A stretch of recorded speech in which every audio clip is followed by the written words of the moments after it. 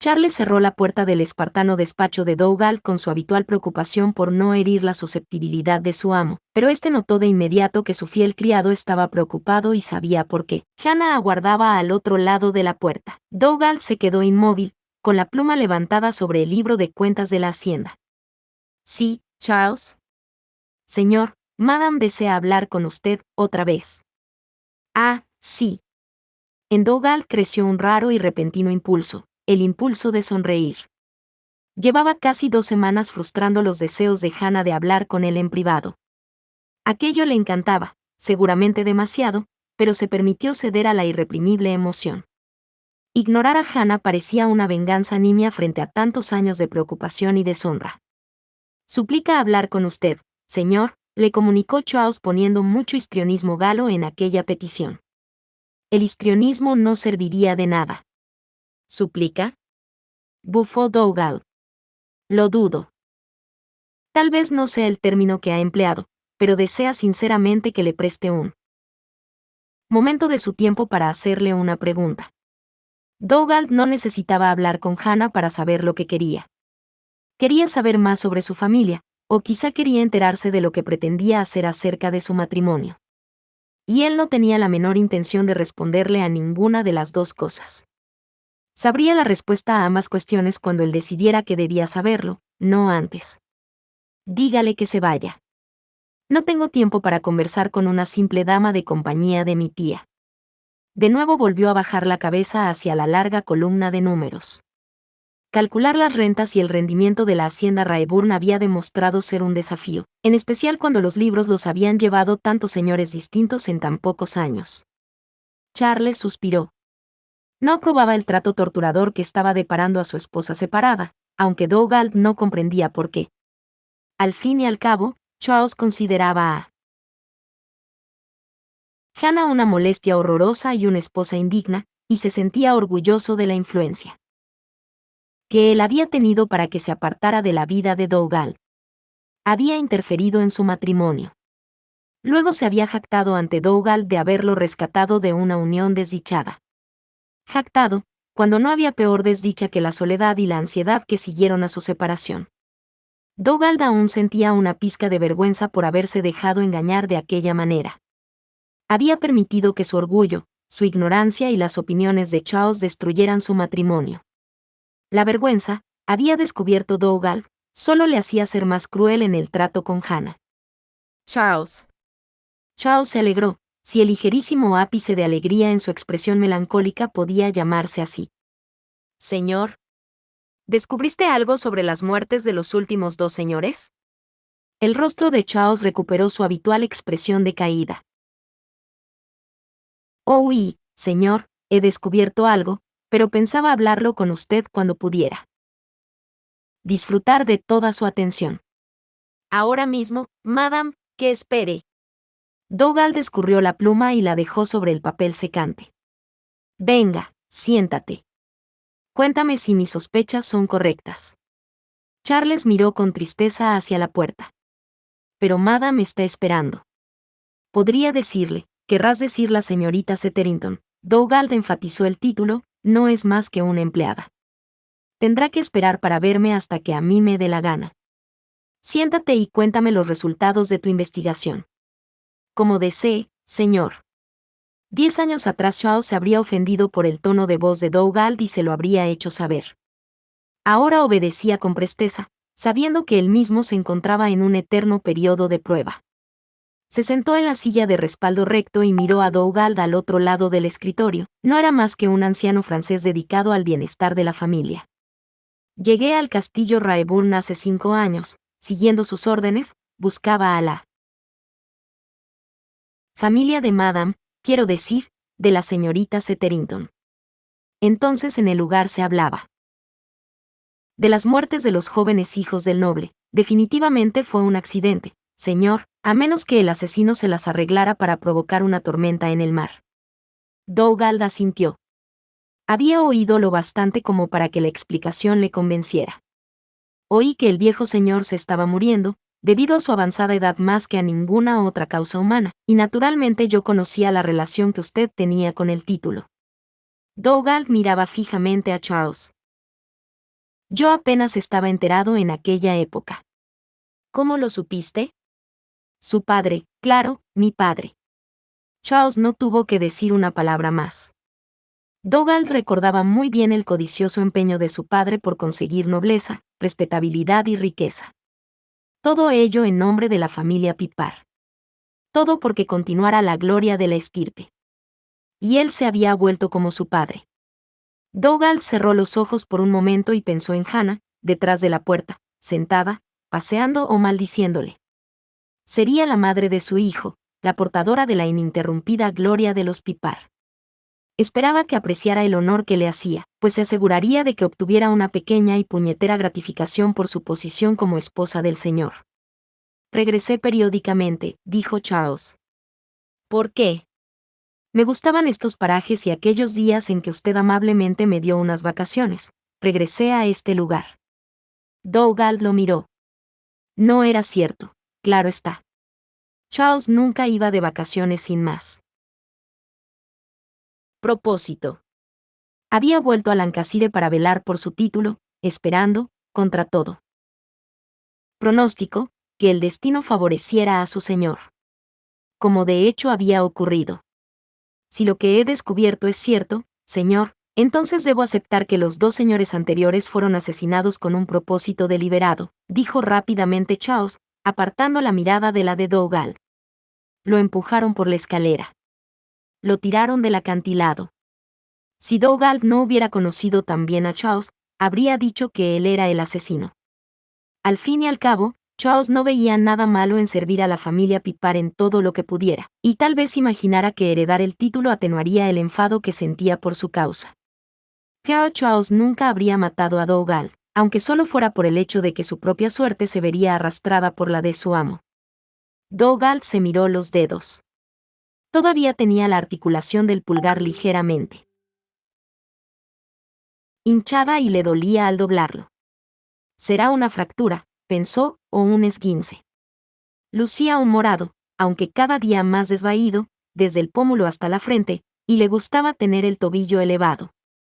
Nunca le habían sacudido tanto y, de no haber sido por su experiencia en las peleas callejeras, no habría conseguido escapar. Aún así, dejó a dos hombres inconscientes y a otro con un brazo roto.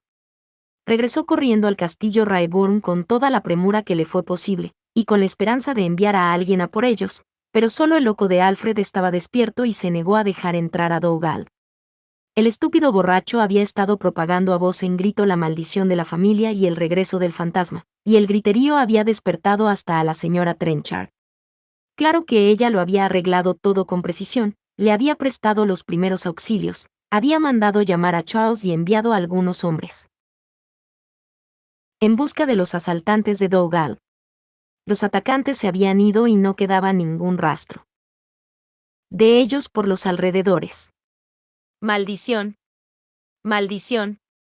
Si Dougal hubiera conseguido capturar solo a uno de ellos, habría descubierto quién estaba detrás de aquella infame intriga y estaría colgando de una soga antes de que acabara el año. ¿Quién crees que está haciendo esto? Charles agachó la cabeza. Soy un miserable fracaso, señor, no soy digno de limpiaros los zapatos. Sí, sí, pero eres el agente más inteligente de quienes trabajan para mí. No fui capaz de descubrir a su asaltante ni al de los anteriores señores.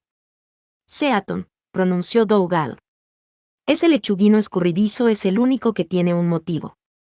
Charles torció la boca hacia un lado, luego hacia el otro. Estaba buscando la manera de no ofenderlo. Con el debido respeto, señor, hacia su intelecto superior y su vasta experiencia en juzgar a sus compatriotas. No creo que Sir Onslaught tenga estómago para eso, señor. Dougal ofendía a Charles cada 2 por 3, pero en aquel caso fue casi delicado. Por eso contrata matones para que le hagan el trabajo sucio. Es un trabajo feo. El cotilleo no hace al asesino. Dougal observó a su criado. ¿A dónde quieres ir a parar?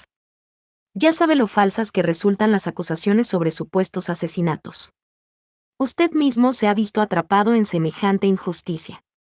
Charles se incorporó hacia adelante con las manos crispadas. Piense, señor, cómo disfruta Sir Onslaught con los relatos que rodean a vuestros supuestos crímenes. Piense en lo abiertamente que corteja a Madame, aun cuando usted ha dejado inmediatamente claro cuál era su interés. Sí, aquella primera mañana, Dougal había sido muy flagrante en la exposición de su interés por Hannah. No debió haberlo sido, pero el dolor le impidió reprimirse. Desde entonces, he mantenido las distancias. Provocando aún más comentarios, señor.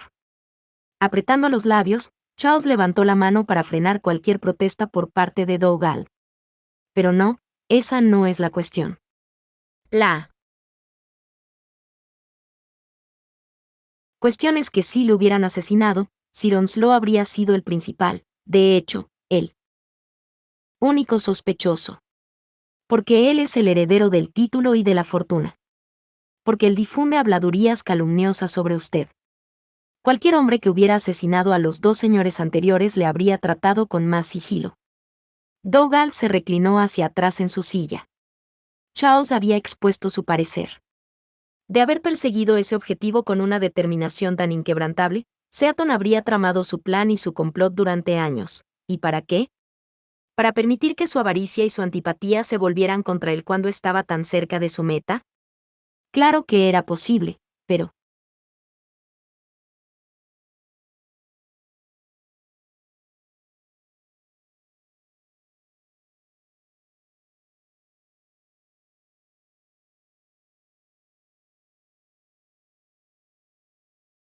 ¿por qué te importa tanto que sospeche de Seaton? Porque, señor, si está en un error, la persona que le quiere muerto aún no ha sido descubierta. Sí, Dougal se acarició el cardenal aún tierno de la frente. Al menos deje abierta la posibilidad de la duda. Ya tiene a Sir Onslow en observación. Charles conocía a su amo, así que no era una pregunta. Sí. Dougal no había pensado en volver a contratar tan pronto a los 3 detectives que espiaron a Hannah, pero los había mandado llamar. Habían llegado. Habían seguido a Seaton, habían seguido sus huellas, habían pasado desapercibidos con sus abrigos oscuros y su porte caballeresco. Eran condenadamente caros, pero Dougal no podía confiar en nadie del castillo Raeburn. Ya no. No sé quién es el culpable, pero continuaré buscándolo y le guardaré las espaldas. Como era su costumbre, Charles hizo un gesto con el puño en el pecho. Mientras Charles esté con usted, estará a salvo, señoría. En las actuales circunstancias, era admisible un poco de afectación. Gracias, Charles. Ahora, señor, ¿puedo invitar a la señorita Seterington a entrar? Afectación sí, pero manipulación no. No. Dougal cogió la pluma y la mojó en el tintero. Pero la señorita Seterington ha estado esperando. Dougal apuntó a Charles con la pluma. No quiero oírte decir ni una palabra más sobre la señorita Seterington. Pero, señor, ni una palabra. Dougal regresó al trabajo. Fuera del estudio de Dougal, Hannah se sentaba con las rodillas juntas, las manos plegadas y la boca apretada, mientras su exasperación adquiría proporciones incontrolables. ¿Qué le pasaba a Dougal? Necesitaba hablar con él de una cosa. Necesitaba su permiso para invitar a la reina Victoria al castillo Raeburn. Solo tardaría un minuto, pero no le concedía ni un minuto. No era apropiado pedirlo en la comida. Cada día desde hacía 2 semanas, había transitado desde el taller de las tías, atravesando el pasillo, el gran vestíbulo y la capilla hasta la sombría antesala sin ventanas del despacho de Dougal. Y cada día encontraba a Charles rodeado de velas, sentado a su mesa, con aspecto de ser el mismo diablo hecho carne con su ralo cabello blanco tieso y sus grandes ojos negros atormentados. Le expresaba su deseo de hablar con Dougal. Él entraba en el despacho de Dougal y cerraba la puerta. Y regresaba.